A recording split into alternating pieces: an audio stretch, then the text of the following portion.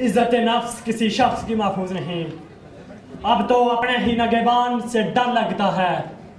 ڈنکے کی چوٹ پہ ظالم کو برا کہتا ہوں. مجھے سولی سے نظمدان سے ڈر لگتا ہے. جناب صدر، ججز حضرات اور پنڈال میں موجود خواتین و حضرات، میری آج کی اس تقریر کا عنوان میں اس پاکستان کا بیٹا ہوں. جناب صدر، دماغ کی پرسکون جھیل میں سوچ کا جال پھینکتا ہوں تو چشم تصور کی مچھلیاں، تو حقائق کی مچھلیاں چشم تصور میں پیدا ہو کر ایک نیا روپ لاتی ہیں. سنیے، میں 1947 سے سانس لیتے اس پاکستان کا بیٹا ہوں. میری آنکھوں نے اس وطن کو بنتے دیکھا، تراشی امیدوں کے چمن کو ڈنتے دیکھا. دیکھا ہے میں نے ہجرت کا عزم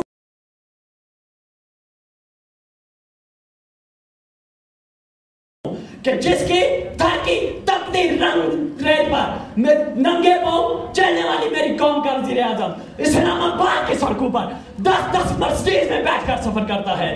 سنیے، میں آج اس پاکستان کا بیٹا ہوں جس پاکستان کے قصور کی نوجوان تسلیم کو گنڈے سرے عام نوچ رہے تھے تو اس کا بے سہارا بے بس باپ ایک کونے میں پڑا چیخ چیخ کے پکار رہا تھا، نوید دو انسان کو، انسان مر گیا.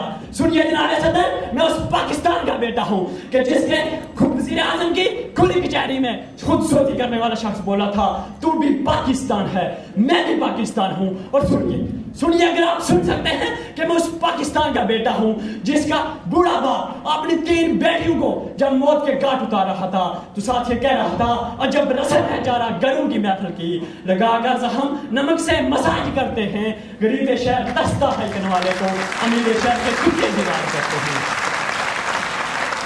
اور جناب صدر، یہاں پر اپنے موضوع کو سمیٹنے کے ساتھ ساتھ میں اپنے وطن کے، اپنے بزرگوں، اپنی ماں، اپنے بھائیوں، بہنوں اور معصوم بچوں کا خود کا شاملوں میں، دماغوں میں بہنے والے ناحق خون کا اگر ذکر نہ کروں تو ان کے ساتھ زیادتی ہوگی. المختصر جناب صدر، المختصر سانحہ ماڈل ٹاؤن، سانحہ پشاور، سانحہ لاہور، سانحہ پاکستان کو لے کر چلتے ہیں تو میرا سوال صرف اتنا ہے کہ مظلوم کون تھا، ظلم کس نے کیا، ہون کس کا بہا، ہون کس کا بہا، لہو کس کے دم کے.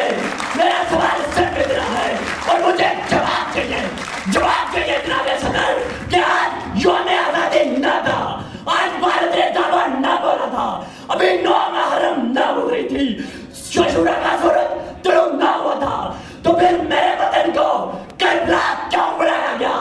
مشرق سے لے کر مغرب تک خون ہے خون، شمال سے لے کر جنوب تک خون ہے خون، خون ہے خون، کربلا ہی کربلا.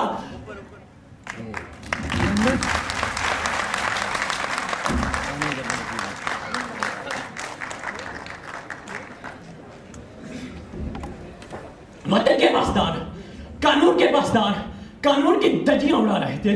جناب صدر، شاید جناب کے بیٹوں کو پاکستان آزاد کرانے کی سزا مل رہی تھی جناب صدر، لیکن میں نہیں مانوں گا سینکڑ ظلم اس کو تقدیر میں نہیں مانوں گا، لاکھ چلیں جبر کے تیر میں نہیں مانوں گا. اور بیٹھے ہوئے ہیں اس ایوان میں گرد، میں ہوں دل عزم شبیر، میں نہیں مانوں گا. وسلام. میرا خیال ہے کہ بچوں کے کمپٹیشن نے ججز کو کمپٹیشن میں ڈال دیا ہے. انتہائی مشکل ہوگا ججز کے لیے فیصلہ کرنا. Please put your hand